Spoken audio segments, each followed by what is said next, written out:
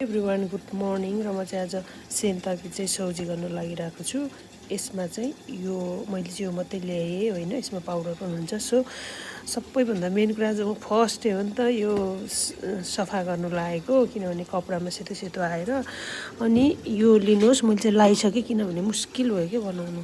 अनि फर्स्टमा यो स्टार्ट थिच्ने, अनि त्यसपछि चाहिँ यो कोसुमा गएर चाहिँ यो खान्जी छ नि, यो खान्जी आएन भने पनि मजाले हेर्न सक्नुहुन्छ। हो यो खान्जीमा टच गरेर चाहिँ यहाँ पानी चाहिँ फुल लगाउनुहोस्, 47 छ मेरो होइन। हो यो गरेर चाहिँ यो स्टार्ट थिच्नुहोस्।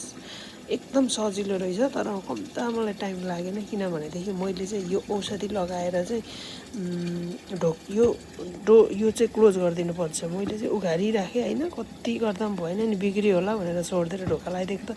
सो स्टार्ट भयो, एकदमै सजिलो छ स्टार्ट गर्ने।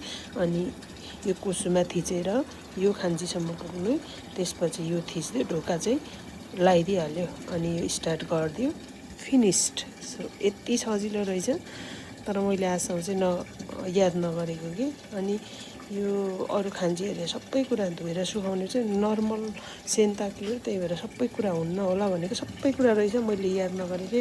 खान्जीहरू कति आफूलाई आउँदैन नि त, त्यही भएर फ्लावर